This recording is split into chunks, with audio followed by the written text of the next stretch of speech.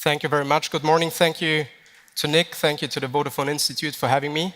And thanks to all of you for the opportunity to talk vision to you, actually. And to be frank with you, the vision might sound a bit frightening at the very beginning because it's about your parents-in-law.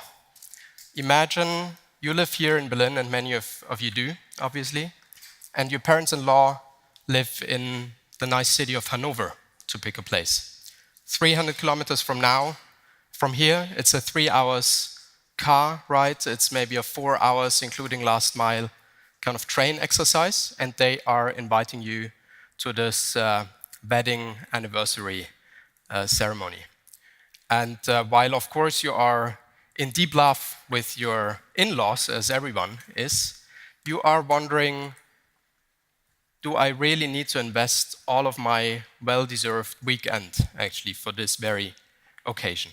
And now the good news and the good part of the vision is that in the future, actually, you will not be anymore in a position where you have to decide this or that, but you can actually have both. You just, tap on the app, you take the local bus or walk down the road to the local landing pad, you take off in a fully electric vertical Lilium aircraft, you go to Hanover point to point in maybe 45 minutes from here, you spend a quality time afternoon with the family, the loved ones and the maybe not so loved ones, and then you return safely and smoothly home and you spend the night in your own bed.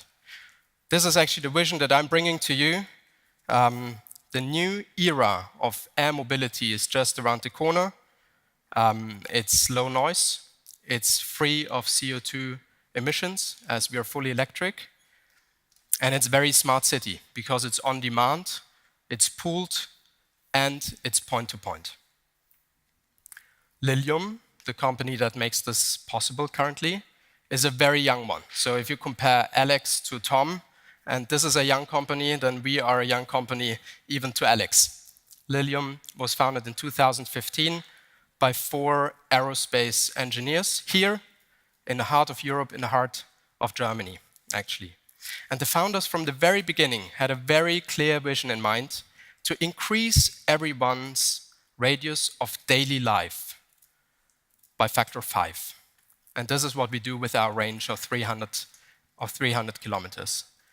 Actually, in terms of mobility, human mankind has only once seen such a leapfrog, and that was from horse and carriage to a car, actually, that you would enlarge the radius of your daily life, of your individual mobility by factor 5. And at the same time, we are reducing congestion, at the same time, we're reducing air pollution, and we are contributing to the solution to problems like infrastructure, and maybe even worse, infrastructure maintenance.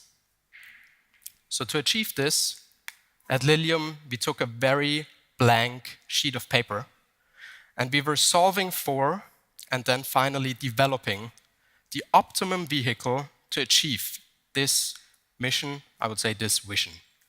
And interestingly, we came up with a rather traditional aircraft configuration. It's about 100 years old, the so-called canard configuration.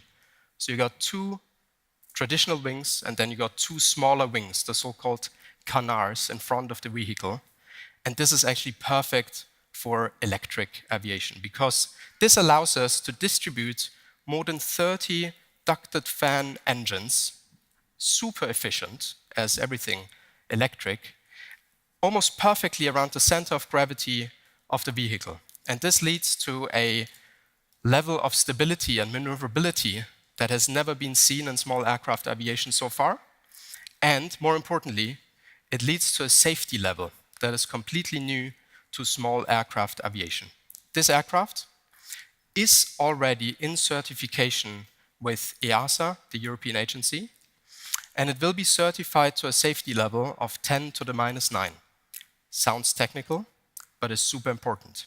Because that's roughly, in terms of categories, if you compare to helicopters, 100 to 1,000 times more safe. And given that, and given the fact that we are super low noise, these are actually the 2 bottlenecks that prevent helicopters today to go into inner city. we can go in a city. And given the fact that we operate vertically when taking off and landing, we don't need a big runway, but a very, very small infrastructure. So with that, we bring not only the pilot, who will be on board very traditionally, but 4 passengers, point to point, wherever they want to go, within a range of 300 kilometers at a top speed of 300 as well.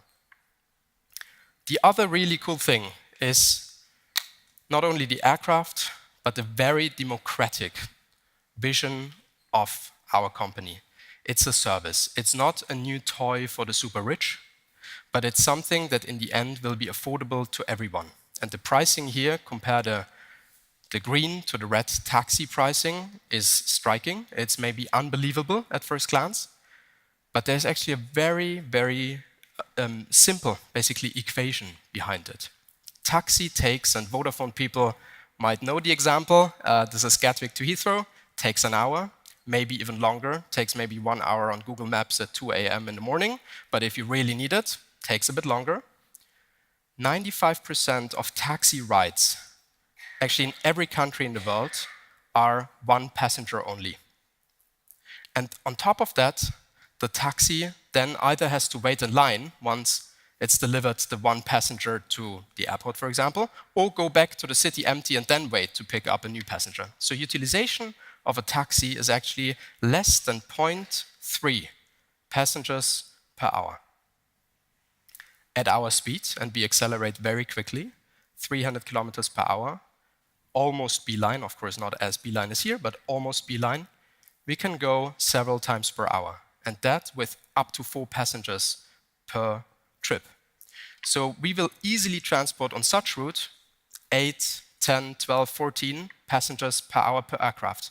Divide that by 0.3 for the taxi, and you will see this is 20, 30, maybe 40 times more powerful in terms of passenger kilometers per hour than a taxi. And of course, the taxi driver is less expensive than our pilot. And of course, the traditional taxi vehicle is less expensive than our aircraft, but it's not a factor of 20 or 30. And this puts us in a position to offer that at a price already at launch, when a pilot is still in here. I'm not talking autonomy. Already at launch, at a price that is comparable or even competitive to a taxi, and puts basically everyone who can afford a taxi today in the situation to be part of that. Of course, there's a range. I used to be in strategy consulting, and there were days when I was using 6 or 8 times a taxi. Okay, this is crazy. This is maybe one end of the continuum. And there is the other end of the continuum of a person who maybe once in a year or maybe once in a lifetime takes a taxi to reach something that is very close to his or her heart, right? Maybe a family tragedy. But it's exactly the same continuum that we will serve. And it's really up to the people to choose how much is their appetite, how much do they want to use this and integrate this into the daily life. So, you might think, sounds cool, but it's a bit far off. Then this video is part of our answer. What you see here is nothing more and nothing less than the first electric transition aircraft in the world taking off here in Germany, in the heart of Europe. It's been tested thoroughly for over a year under the supervision of authorities, German and European authorities. Here you can see the technology actually.